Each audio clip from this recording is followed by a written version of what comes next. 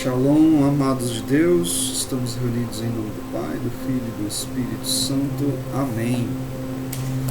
Proclamação do Evangelho de Jesus Cristo.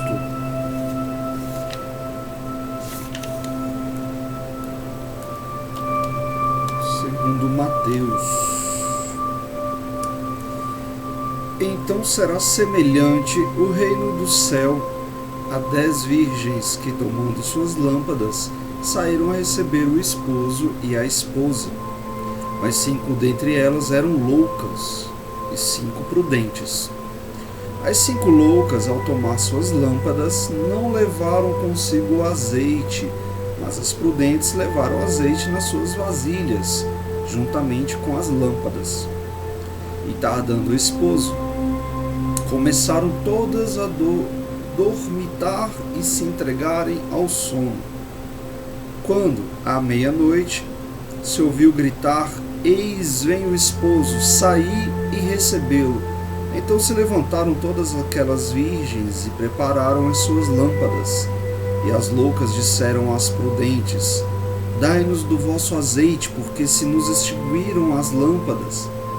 Responderam as prudentes, dizendo: "Para que talvez não suceda faltar-nos, ele a nós e a vós, ide antes aos que o vendem, e comprai o de que haveis mister." E enquanto elas foram comprar, veio o esposo, e as que estavam apercebidas entraram com ele a celebrar as bodas, e fechou-se a porta. Por fim, vieram também as outras virgens, dizendo: "Senhor, Senhor, abre-nos." Mas ele respondendo lhes disse: "Na verdade vos digo que não vos conheço. Vigiai, pois, não sabeis o dia nem a hora." Palavras da salvação. Glória a vós, Senhor. Bom, queridos, hoje a gente encerra os dias preliminares para a consagração. Como assim preliminares? Hoje é o 12º dia. Tudo que a gente viu até agora foi uma base para a gente entender esse 12º dia. E o quanto de sabedoria, né, Deus já nos comunicou nesses 11 dias, para que a gente possa entender tudo isso, para que a gente possa entender esse dia de hoje. Quanta mudança, né, já aconteceu. Essa consagração, ela acontece aí, um mínimo, na realidade física, né, consciente da gente, mas ela acontece sobretudo, principalmente no campo espiritual. É comum e possivelmente, provavelmente, isso tenha acontecido com você, aconteceu comigo e até agora com todos que eu acompanhei. Quando você a faz de coração aberto, é muito comum que ela produza mais mudança nesses poucos dias do que todas as mudanças, que já te aconteceram por toda a vida. Maria trabalha muito rápido, na nossa salvação, na nossa mudança. Quando o Espírito Santo vem atrelado ali com a sabedoria, com o Espírito da sabedoria, é impossível que a gente seja o mesmo. Essa consagração é um caminho sem volta. Você não tem como evoluir depois de tudo que você viu aqui. Então, se a gente meditou durante esses 11 dias no espírito do mundo, e aí a gente chega, nesse último dia preliminar, nesse esforço agora consciente, de se libertar do espírito do mundo e do egoísmo. Egoísmo, o pai de todo pecado, a soberba. Tudo que é demoníaco, ele vai começar ali no egoísmo. não tem como você se libertar do espírito do mundo se você não o conhece. O espírito do mundo, quando eu falo espírito do mundo, é o próprio espírito, já que Satanás é o príncipe desse mundo. Então o espírito do mundo é o próprio espírito dele. E não tem como você vencer uma batalha contra um inimigo que você não conhece. Então, para que esse 12º dia faça sentido, primeiramente você tem que entender o porquê você não dá conta, não daria conta de entender esse 12º dia sem os 11 primeiros. Porque primeiro a gente tem que entender a diferença que há do espírito do mundo e do espírito de Cristo, e entender o quão antagônicos eles são.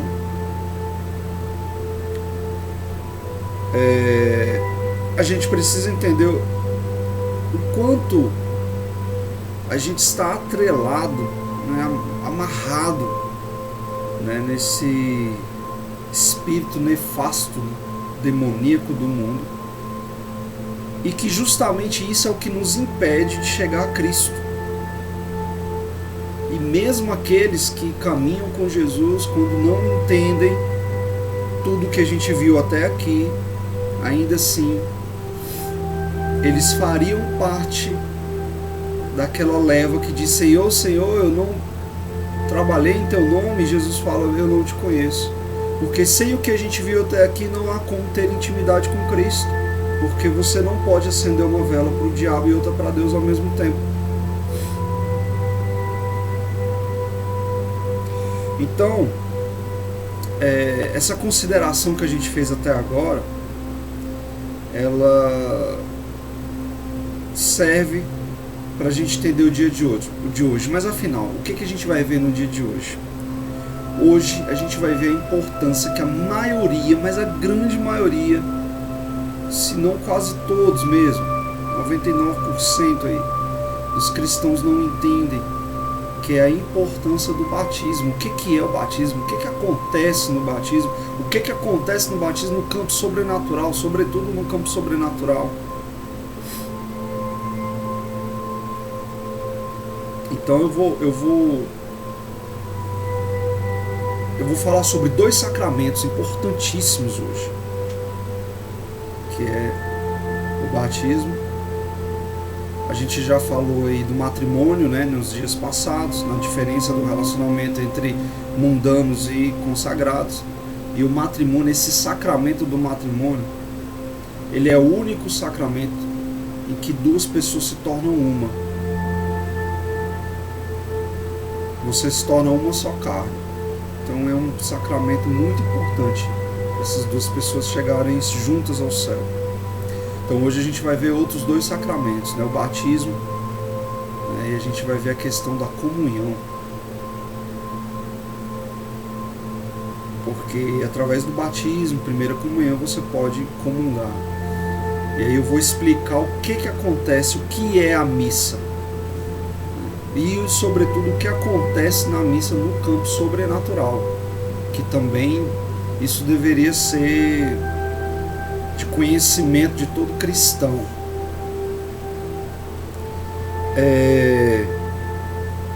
Então, para a gente entender o batismo, a gente precisou entender o que nos impede de vivenciar o batismo. Então, quando a gente entra na Igreja de Cristo, a gente entra para o serviço de Cristo através do batismo, não tem outro jeito. Se você não é batizado e você quer entrar, quer estar na companhia de Cristo, você precisa se batizar quanto antes. Quando a gente batiza, só abrir um parênteses, até mesmo Cristo, antes de começar a sua obra, a primeira coisa que ele fez foi ir até João Batista para que João o batizasse, Só abrir um parênteses dentro do parênteses. João Batista, ele recebeu a infusão do Espírito Santo, ele começou sua missão ainda muito cedo. Assim que o anjo João Batista, né, era filho de um ungido do Senhor. E Isabel, que era mãe de João Batista, ela era idosa, né? Muito idosa, já nem podia ter filhos, né? Então isso aí foi fruto de um milagre. O que aconteceu? Quando o anjo anuncia, e aí Deus deu esse milagre, e Isabel engravidou de João. Então, quando o anjo apareceu para Nossa Senhora, para Maria, por volta dos 14 anos, né? Maria tinha por volta dos 14 anos, quando isso aconteceu, o anjo aparece para Nossa Senhora. Eu vou falar mais disso lá na semana que a gente estiver falando sobre Maria. Então, e revela para Nossa Senhora que além dela engravidar de Jesus, a prima dela, que é Isabel, mãe de João, né, estava grávida justamente do João. Então Nossa Senhora vai ao encontro de Isabel. Por já estar com Cristo, né, em seu ventre, né, já havia a presença do Espírito Santo. Quando Nossa Senhora chega na presença de Isabel, a criança dentro de Isabel, né, João, ele estremece, a palavra fala, narra isso, né, que estremece. Ali houve um batismo no Espírito Santo. E aí João Batista, ele começa, né, a vida pública dele no deserto, né, numa vida totalmente abnegada, né, renunciada, para pregar a vinda justamente de Cristo, de Jesus. E ele fala, né, que ele batiza em água, mas viria aquele que batizaria em fogo. E então por isso ele tem esse nome de João Batista, né, porque ele pregava a conversão. Nessa conversão, as pessoas na época passavam por esse ritual do batismo. Enfim, voltando, então até mesmo Cristo, você vê a importância, até mesmo Cristo, ele passou por esse batismo. Então é mister que você se batize, né? Não tem outro jeito. Através do batismo é que a gente entra, a gente se torna pertença de Cristo, né? Entra na igreja de Cristo. Amém? Então, quando a gente entra, né, na igreja, a gente pede, né, fé. E aí a igreja, ela nos explica que a fé tem que ser operosa, ou seja, você tem que ter obras, não é isso? E você precisa observar, em troca dessa fé, desse batismo, né, você promete observar os mandamentos divinos. E antes que a igreja nos admita, né, nesse sacramento, a gente precisa jurar, renunciar a Satanás, né, as pompas do demônio, do mundo, e as obras, né, de Satanás. A gente faz isso através dos nossos padrinhos, né, porque em geral nós somos batizados ainda muito cedo, né? Então assim, aí depois vem a primeira Eucaristia. Se você não tem a primeira Eucaristia, procure, né, a secretaria da igreja mais próxima e faça o quanto antes. Ali de novo a gente jura a mesma coisa, né, só que agora pelos nossa própria boca, né? Então assim, a gente jura ali renunciar às obras, né, de Satanás, o espírito do mundo, né? Só que assim, além, a gente viu nesses 11 dias que a gente tem motivo de sobra para odiar, né, a Satanás, né? Como filhos, né, como descendentes de Maria, a gente herda esse ódio a Satanás, não só a Satanás, mas também aos descendentes dele. Mas ódio, cristão pode sentir ódio? Sim, esse ódio é divino, ele é fruto dessa profecia. O problema não é ter ira, o problema é a ira te ter, né? Usar a ira não é um problema, ser usado por ela é que é o problema, né? Então você precisa direcioná-la, né? Você tem que odiar o pecado, não o pecador. Então assim, além de todos os motivos que a gente viu nesses 11 dias para odiar, porque muitos culpam a Deus, mas na verdade tudo que há de ruim no mundo, na vida, toda essa tristeza, essa maldição, essa infelicidade de estarmos apartados, foi culpa de Deus, foi culpa do diabo. Então isso a gente já tem motivo de sobra, mas além disso ainda tem a nossa jura. A gente jurou renunciar a ele, né?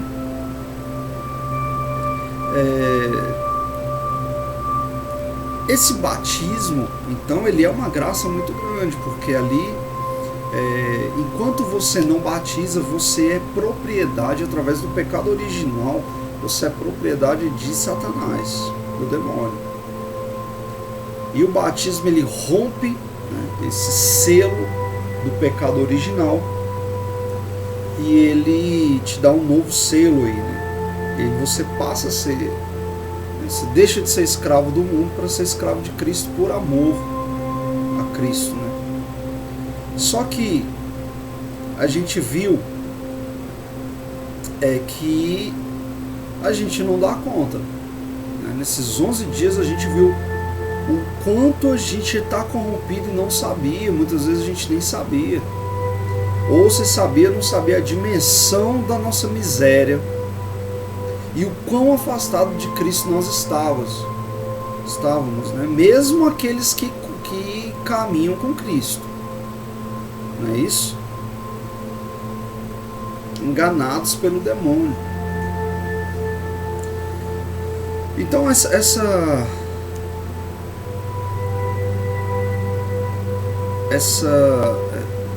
já entrando ali no segundo ponto de hoje, a gente promete, né, entre outras coisas no batismo, né,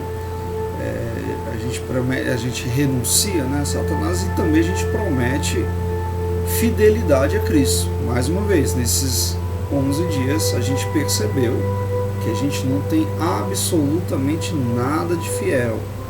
Nossa carne pede e a gente atende, né? Então assim, o batismo ele regenera, ele é uma regeneração espiritual, né? Onde você rompe esse selo, você passa a ter a escolha, né? Você passa a ser de Deus, né? Você passa a ter a escolha de não pertencer a Satanás, né? No batismo, a gente passa, olha que graça, a gente passa a ser parte do corpo místico de Jesus Cristo. Irmãos, você tem noção do que é fazer parte do corpo de Cristo? Se não tem, peça ao Espírito de sabedoria para te revelar a profundidade disso. Contemple o Senhor e entenda e perceba o que é fazer parte desse corpo de Cristo, né? Onde Jesus é a cabeça desse corpo místico e você é parte do corpo, né, dos órgãos, enfim. Olha o quão profundo isso pode ser. Duas coisas. Primeiro, quem gerou Cristo foi Maria, então você precisa ser gerado por ela. Nós teremos uma semana inteira, muitos cristãos têm certo receio com Nossa Senhora. Por que isso? Por que tem receio com ela? Por dois motivos. Primeiro, porque pela própria natureza de Maria, ela se esconde, pela própria humildade dela, né? E ela se esconde também pelo fato de que Deus depositou a totalidade, vou falar mais disso na Semana Mariana, a totalidade da misericórdia dele. Então existe nela, então existe um esplendor nela que, se a gente contemplar, a gente cairia no erro de adorá-la, porque a divindade dela, nela, é muito grande. Então a gente poderia acabar caindo em erro. Então ela é escondida. Ela foi tão escondida por Deus que nem os anjos a conheciam.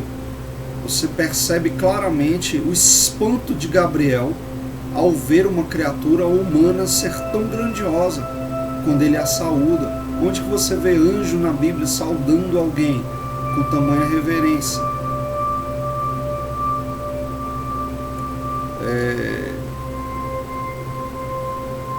Então, ela já se esconde. Mas o maior motivo é porque Satanás assim faz, né? A profecia tecer intrigas, né? Ele morde calcanhar. Porque a maior arma contra o demônio é Nossa Senhora. Terrível como um exército em ordem de batalhas. Não existe nenhuma graça que não possa ser alcançada pela arma que ela criou. O terço. Quer se armar para a guerra, irmão? É terço na mão. O terço na mão é a Bíblia na outra. Aí você está armado. Não é isso? O que é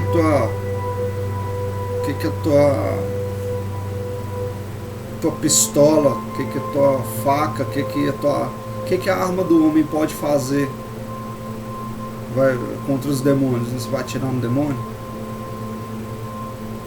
Enfim, então assim, ela é escondida. Então ela gera Cristo, né? Nossa Senhora gerou Cristo, você precisa ser gerado por ela. Então não tenha receio, né? Procure encontrar e conhecer Nossa Senhora. Uma vez membro desse corpo místico, perceba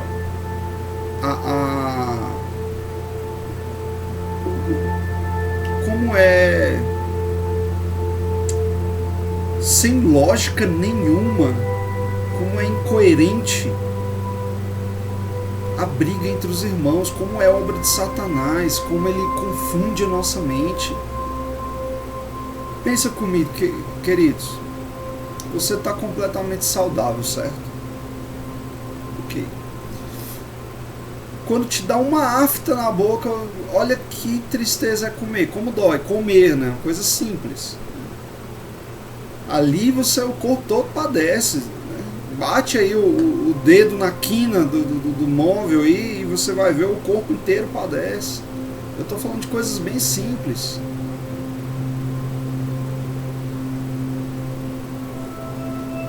Qualquer parte do seu corpo pode matar o corpo inteiro, se aquilo não for tratado. Então, imagina você, sua mão direita brigar com sua mão esquerda. Por um acaso, se você amputar um dos braços, não vai te fazer falta? Poderia o seu pulmão brigar com o coração, seu coração brigar com o cérebro? Vocês não são órgãos complementares? Todo cristão, ele é um órgão complementar, ele precisa do irmão que está do lado. Ele é o irmão, porque o corpo é um só. Não tem como o meu coração falar, eu sou diferente. Você que está assistindo, o seu coração ele não pode falar, eu sou diferente do meu dono, eu sou outra coisa. A gente também não pode falar, a gente não é outra coisa. Nós não somos individuais nesse sentido, nós somos complementares. Se o teu irmão perder, você também perdeu. Quantas pessoas já morreram de câncer, dessa doença infeliz? E poucos foram câncer generalizado. Geralmente dá em uma área, aquela área mata o corpo inteiro. Não é isso? Então se o teu irmão está doente, você também está. Eu falo doente espiritualmente. Se teu irmão está perdido, você também está. Então você precisa jogar a semente. Quem é você na ordem da graça? Você é a agulha da injeção. O remédio que vai curá-lo é Cristo. O que é Cristo? Cristo é a palavra de Deus, é o verbo encarnado. Deus é o verbo, Cristo é o verbo encarnado. Então você precisa falar de Cristo embasado, você precisa pregar o Evangelho, falar da palavra de Deus. Esse é o remédio para qualquer mal que a pessoa possa estar passando. Nossa, mas a pessoa está doente, eu vou falar de Deus, ela quer um remédio. Ok, queridos, ela quer um remédio. Mas ela está doente, venhamos e convenhamos. O que está doente é só o corpo dela. Um corpo muito passageiro. De que adianta você ganhar o seu corpo e perder sua vida eterna? Deu remédio sim, mas também deu remédio para a alma. Deu remédio para as emoções dela, que estão doentes também. Cristo é esse remédio. Você é a agulhinha por onde ele vai passar. Você é a ponta de lança, vai abrir a carne para que o remédio entre. Não é você que cura, é o remédio. É isso, mas o remédio precisa também ali da agulha, né? Agora imagina uma agulha suja, infectada. Você precisa cuidar disso, né?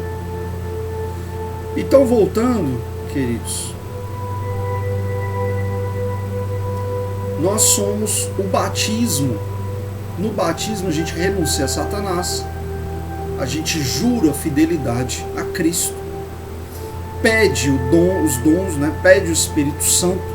A igreja nos dá através do batismo, mediante a nossa jura. E quando a igreja nos dá o sacramento do batismo, a gente faz parte, passa misticamente a fazer parte do corpo de Cristo. Nos tornamos todos um só no batismo. E por consequente, nós acabamos sendo filhos de Maria. E aí eu pergunto, você tem sido fiel a esse juramento? Você tem sido fiel a Cristo? Claro que não. A gente viu esses 11 dias, né? Que não. Então, entrando já no terceiro ponto, toda devoção, ela tem todas elas, né? Ela tem apenas um propósito, que é nos unir mais a Deus, né? E afastar-nos do mal. Nessa devoção, que é a devoção das devoções, né? É a verdadeira devoção. A gente vai renovar essas promessas do batismo mediante Nossa Senhora. Nós vamos reiterar a aversão ao pecado, a Satanás, e vamos nos dar totalmente a Jesus, né? O Verbo encarnado, Deus encarnado. Só que agora com muito mais consciência, né, das nossas misérias, agora muito mais verdadeiros, né? Por quê? Se você até agora acha que, nossa, olha como eu estou mudando, você ainda não entendeu nada. Entendeu nada. Toda essa mudança, toda essa compreensão, toda essa humildade, toda essa né, essa pessoa diferente, melhor que você está sendo, isso é obra de Maria, que talvez você ainda não a tenha sentido.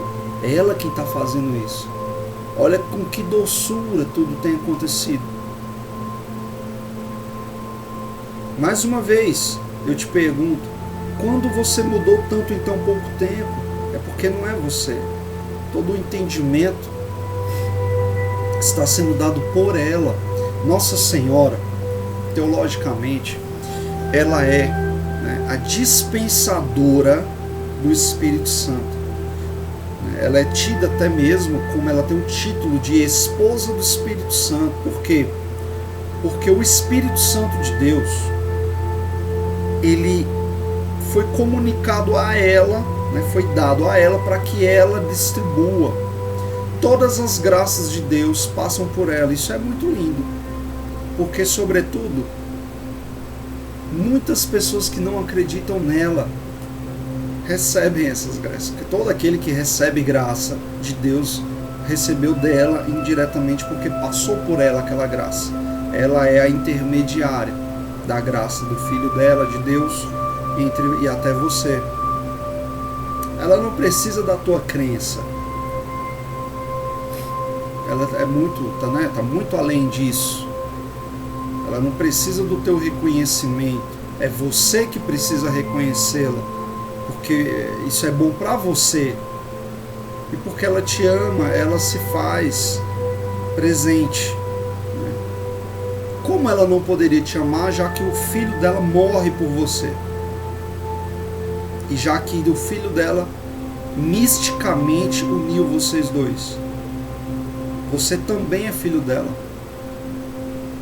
Como Cristo, né? Já não vos chamo. Chamo amigos, chamo os irmãos, não é isso? Então, a partir de agora, você vai assumir essa condição de filho dela, né? E recorrer a ela em todas as coisas. E como filho dela, ela, né, sendo o atalho seguro e perfeito, você vai percorrer esse atalho muito mais fácil, muito mais seguro, para conseguir de uma vez por todas, através dela, ser fiel ao filho dela e cumprir as tuas promessas do batismo. Mais uma vez, por que eu devo cumprir essas promessas do batismo? Queridos, é o batismo que te faz ser pertença de Deus. É o batismo que te torna parte do corpo místico de Deus. É o batismo que quebra o selo de Satanás na tua vida. O batismo é a coisa das coisas, talvez a coisa mais importante da sua vida para te ajudar nessa caminhada. E ser fiel a essa promessa, Deus precisa dessa promessa, é você que precisa. Se você não renunciar a Satanás, a gente refletiu ontem, né? No 10º dia a gente reflete sobre o inferno. E eu acredito que não é para lá que você quer ir. E nem Deus quer ir, porque Ele quer você perto dele, Ele sente sua falta. Sua alma grita por Deus. Só que chega uma hora, como a gente viu no Evangelho, né, que as virgens loucas, imprudentes, elas não cuidaram do óleo. Não é isso? Você tem cuidado do óleo? A luz, o que é a luz? A luz é Cristo, não é isso? Qual que é esse combustível? Qual é o combustível da fé? Você tem cuidado desse combustível da fé que te move? Ou você é como essa virgem louca que sabe que o noivo vai chegar e não está cuidando? Porque depois que chega, não adianta. Você vê, ele entrou com as virgens prudentes, aquelas que guardaram a fé, aquelas que guardaram o combustível da luz, né, dentro delas, aquelas que respeitaram, né, as promessas do batismo, que viveram em Deus, que viveram no Espírito Santo. essas entraram para o banquete, para as núpcias, né? E ficaram com o noivo. Aquelas que não tinham ali o combustível mais, ficaram do lado de fora, nas trevas exteriores. E aí Jesus fala, na verdade, eu não os conheço. Vigia, você não sabe o dia que Jesus vai voltar. É isso. Então que ele te ache sendo luz, né? Cuida dessas promessas, cuida, não te entrega, né? É tudo muito passageiro, nenhuma dor é para sempre, nenhuma tristeza é para sempre, só a tristeza, só a dor de perder a Deus. Se você está passando por um momento difícil na sua vida, olha, é só um pouco. Primeiro que não é nada comparado à realidade de inferno. Então te alegra, porque bem-aventurado aquele que sofre. Seja fiel no pouco, aguenta firme, vive a tua dor com Cristo e você vai ser muito recompensado no céu. Ser feliz, olha, a felicidade que você tem ou não, né? Mas se você tiver um momento de alegria, aquilo foi dado por Deus aqui, mas não é aqui o lugar de ser feliz. O lugar de ser feliz é na outra vida. Cuida em buscar a tua salvação. E todo o resto é o resto. Se der, a gente faz, a gente corre atrás. Se você está com depressão, olha, aguenta. A última coisa que o deprimido quer ouvir é: não fica assim, você tem que sair dessa, enfim. Se você está com ansiedade, doenças da mente, né, doenças da alma, algumas doenças são doenças sobrenaturais, né, que refletem na nossa fisiologia, né, doenças espirituais, algumas doenças físicas. Tudo isso aí é obra de Satanás. Começou nele, não era nada disso, a autoria de Deus não era para existir. Então é dele a culpa, é dele que você tem que se revoltar. E se revoltar se afastando das coisas dele, se aproximando das coisas de Deus. Aguenta mais um pouco. É só um pouco mesmo. Daqui a pouquinho, a nossa vida é muito curta. A gente vai viver no máximo 100 anos, isso é muito pouco.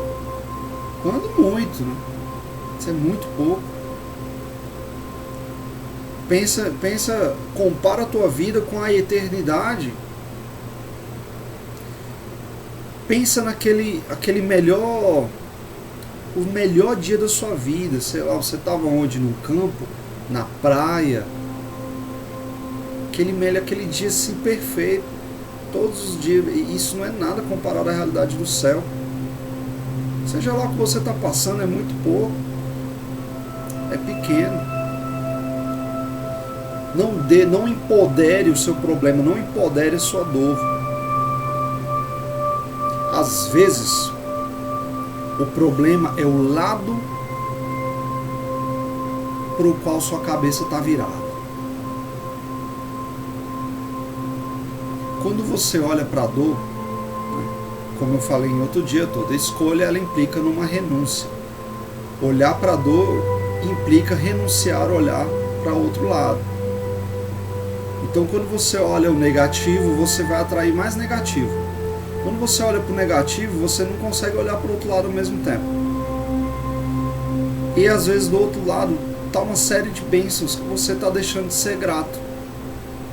Mais uma vez,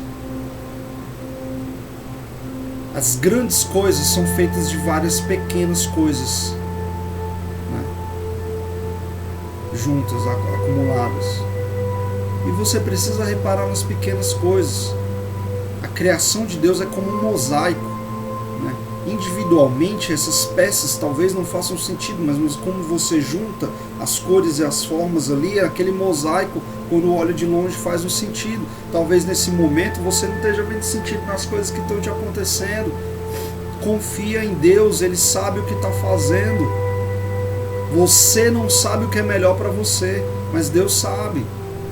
Deixa de tentar fazer as coisas do seu jeito, deixa Deus agir. O que é a pior coisa hoje, amanhã pode ser a melhor se você confiar. Você nunca vai perder por confiar em Deus. Talvez você queira que as coisas se resolvam do seu jeito, mas isso não seria bom para você. E aí lá na frente, nossa, lá na frente quando a gente vê Deus agindo, a gente vê, nossa, como foi melhor que as coisas tenham acontecido dessa forma.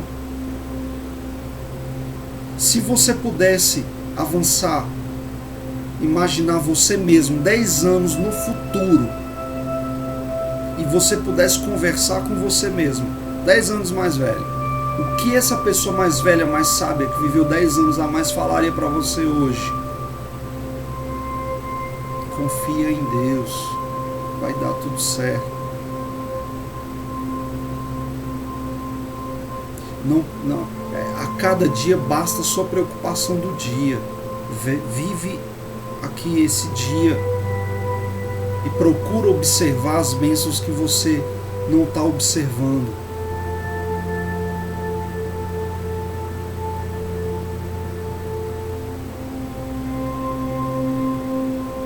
Olha para o outro lado.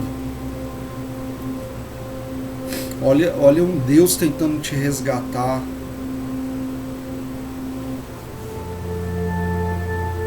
Então, queridos, muda o teu compromisso. Se o teu compromisso é positivo, se o teu compromisso... Sai de casa hoje e tenta observar quantas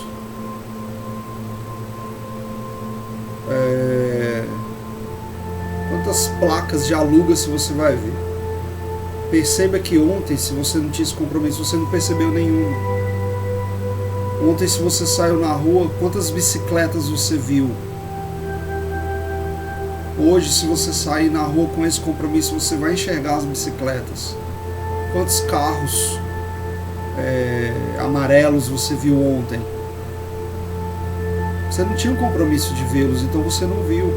Mas se você sair hoje, você vai conseguir no final do dia ver tantos. Ontem talvez você não saiu com um compromisso de ser feliz, né? de ser feliz porque tem Deus, que é o único motivo da gente ser feliz nessa vida. Então você não foi feliz, independente da tua enfermidade. Ontem você não saiu com um compromisso de perceber que mesmo no meio da tua tempestade tem incontáveis bênçãos ao seu redor.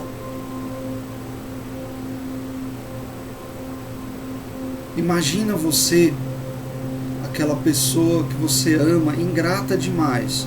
Você cobre ela de presentes o dia inteiro. Você fica esperando ela acordar e ela nem nota que você existe. Esse é Jesus do seu lado. Ele se intitula o mendigo do amor. Olha que coisa mais tocante. Ele falou isso. Eu sou o mendigo do amor. Falou para Santa Catalina. Então, queridos, ele passa o dia todo mendigando sua atenção. Experimenta passar o dia com ele. Sentir que ele está ali do lado, conversar com ele. Dar uma volta. Jesus, olha, eu vi tal coisa na notícia hoje. Vai, conversa com ele normalmente. Não precisa... tanta burocracia. Percebe então, queridos? A gente precisa do auxílio de Maria para nos apartar do demônio, né? E duas coisas ajudam muita gente, para a gente viver, para a gente acabar modificando essa nossa percepção da realidade à nossa volta, uma percepção mais positivista, não é isso? Primeira coisa, nos apartar, às vezes com violência, né, do que mais a nossa natureza pede. Qual que é tua pedra de tropeço? Ali talvez você precise de uma violência maior, se apartar mesmo. E aí a segunda coisa é justamente adquirir a virtude oposta. Se você é irado, né, procura a virtude oposta. Se você é luxurioso, procura ali a castidade, procura sempre a virtude oposta. E você vai ver que quanto mais assim você vai até curar algumas enfermidades. Então assim,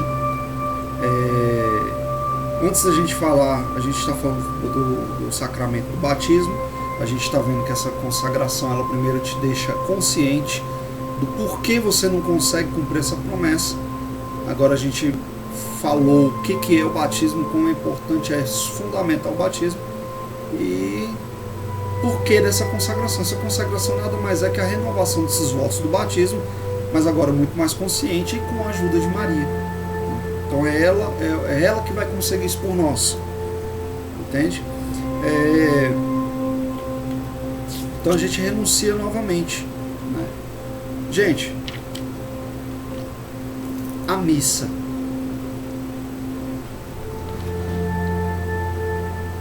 A missa é um dos momentos mais místicos, né, que existe. Não existe, mesmo nas aparições de Nossa Senhora em Medjugorje, um momento que você vai estar mais próximo dela do que na missa, e não tem como você estar mais próximo de Cristo do que na missa, certo? Então, para encerrar, na missa, no começo da missa, né, vai ter ali um momento de contrição.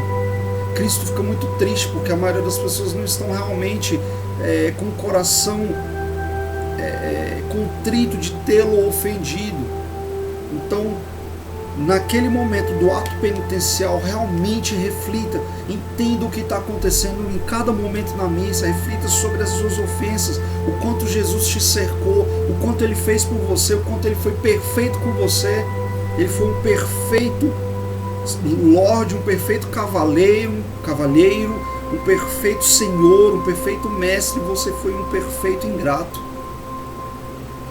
Você o ofendeu de todas as formas possíveis. Que isso doa nesse momento no seu coração. Então, vai ter um momento na missa que você vai dar glória. No mundo sobrenatural, isso tudo foi revelado por Nossa Senhora e por Cristo a Santa Catalina. No mundo sobrenatural, no momento do glória, a Assembleia, misticamente, no mundo espiritual, é transportada para a frente do trono do Senhor. Nesse momento, dê glória a Deus, o glória passa batido, né? Dê glória mesmo, você está diante do Senhor, aquele é o momento de adorá-lo.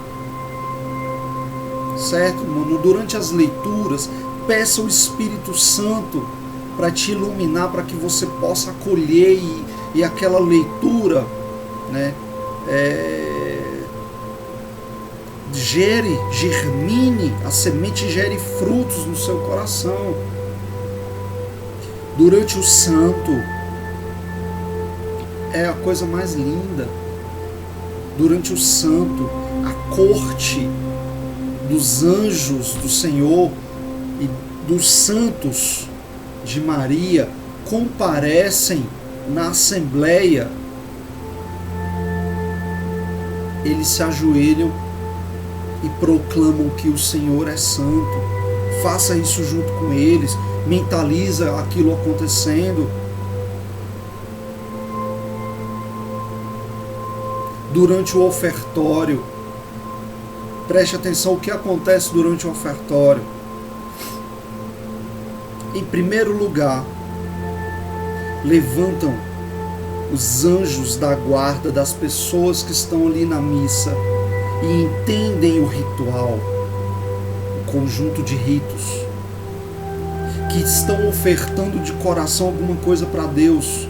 Se você não tiver nada para ofertar, irmão, oferta a tua miséria. Oferta, Senhor, eu te oferto aqui essa minha pedra de tropeço, que eu não consigo me livrar dela. Toma conta, Senhor. Se for só miséria que você tiver, se você não tiver uma obra, se você não tiver nada para ofertar, oferta a tua vida, que é aquela maçãzinha, né, com a partezinha podre que a gente viu lá nos outros dias. Oferta o que você tiver, oferta o teu dia, oferta o teu projeto, oferta os teus pensamentos, oferta a tua conversão, oferta a tua consagração, oferta os teus amigos. Em primeiro lugar, essa pessoa que ofertou,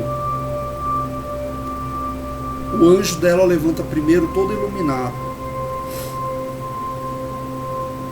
Ele vai até o altar do Senhor e desaparece para levar ele pessoalmente a tua oferta para Deus. Olha que importante, você não pode perder um momento ofertório. Ali você tem uma conexão direta, o que você está pedindo, o que você está ofertando vai direto pela mão do teu anjo para Deus. Olha o quão rico é a missa, irmão. Você não pode perder missa, você tem que amar ir para a missa. Só que você não vai amar, você vai ter preguiça, você vai pedir isso para o Espírito Santo. Que você tem esse amor pela missa. Entender a missa é um passo muito grande para você participar mesmo da missa. Em segundo lugar, vai levantar o anjo da guarda daqueles que não ofertaram nada, que estão ali, que não entendem o que acontece ali. E esse anjo, ele vai levantar de mãos vazias e vai para frente do altar, desaparece e vai para o trono do Senhor. E em último lugar, vai levantar os anjos daqueles que não queriam estar ali na missa. Está doido para a missa terminar, que não entende o significado da missa. Esses anjos levantam de cabeça baixa, envergonhados diante de Deus. Ele vai até o altar e tudo que ele tem para ofertar é a vergonha dele. Queridos, na hora da comunhão, o padre se transforma no que a teologia chama de persona Christi. O que é persona Christi? É a pessoa de Cristo, não é mais o padre. Quando ele começa a fazer o ritual da transubstanciação, transformação da substância, transubstanciação, a substância que está ali, a hóstia, depois consagrada, passa a ser o corpo de Cristo, e o cálice do vinho passa a ser o sangue de Cristo. E muitos milagres já foram documentados em torno disso. Tinha padre que não acreditava que aquilo realmente mudava a substância, e começou a sangrar, foi feito exame de DNA e aquele pedaço de ósseo detectou-se que era pedaço do miocárdio do coração, e o sangue tinha o mesmo DNA do miocárdio e nunca apodreceu. E está em exposição na Itália, se eu não me engano, e vários outros. Eu poderia passar o dia inteiro só dando testemunhos da transubstanciação dos milagres da Eucaristia. Aquilo é real, aquilo é o corpo de Cristo. Quando o padre levanta a hóstia cresce de tamanho e o rosto de Cristo aparece no mundo espiritual. Aquele rosto, o olhar de Cristo fita cada uma das pessoas. Eu vejo muita gente, quando o ministro toca o sininho, a pessoa fecha os olhos. Nesse momento não é para você fechar o olho, irmão. Nesse momento é para você olhar para Cristo. Aquele sininho é para chamar a tua atenção. Olha, Jesus está aqui. Ele cresce e o olhar é um olhar luminoso. Aquela luz, ela penetra o coração. Ele sonda o coração de cada um ali.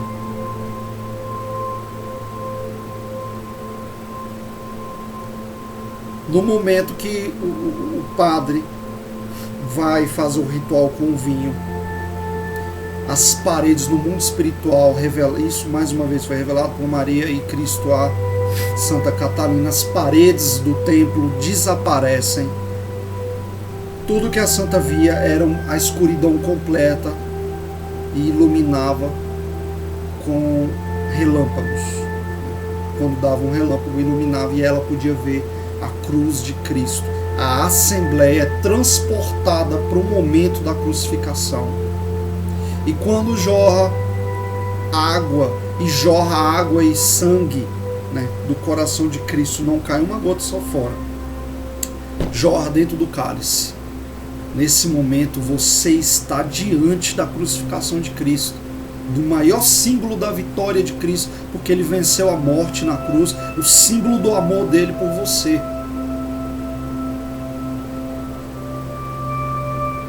E na comunhão, a luz que é de Cristo está fora, ela vai para dentro de você. E nesse momento a Santa vê que algumas pessoas não brilham tanto, essa luz não consegue sair. É o coração sujo das pessoas que não estão com o coração puro. Então, quando você for comungar, você vai pedir para Nossa Senhora, na fila da comunhão ali, ó, você vai pedir para Nossa Senhora receber por você o filho dela. Ela já é a rainha do seu coração, você é consagrado. E ela vai, imagina o prazer de Cristo. Ele vai nascer de novo na manjedoura, na presença de Maria. O prazer de Cristo de entrar no coração e chegar lá e ver Maria, né? E queridos, é direito canônico, tá? É direito canônico, tá na lei, né? Tanto na catequese quanto na lei canônica mesmo. É seu direito comungar ajoelhado. Diante de Deus, ajoelhe. Não é regra, tá? Perguntaram Padre Pio ou foi para Santo Agostinho, agora eu não me recordo, qual a melhor maneira de comungar? E ele fala, olha, diante de Deus sempre se ajoelhe. Então, por que eu digo isso? Se algum dia recusarem te dar comunhão porque você está ajoelhado, é seu direito, tá? Então, queridos, batismo e comunhão são todos os sacramentos são igualmente importantes, mas esses sacramentos te aproximam demais de Deus. É bom para você viver essa intimidade, essa união com Deus. Amém? Amanhã a gente vai entrar, no próximo dia, né? A gente vai entrar na primeira semana. Agora sim vai começar a preparação. Toda essa preliminar foi somente para você entender, né, o quão enraizado no mundo você está e o quão é importante você cumprir as promessas do batismo, né? Então agora você conhece o demônio. Nós vamos passar agora uma semana você vai passar uma semana conhecendo você, o seu próprio espírito, né? Então é uma semana de muita imersão. Estávamos e sempre estaremos reunidos em nome do Pai, do Filho e do Espírito Santo. Amém.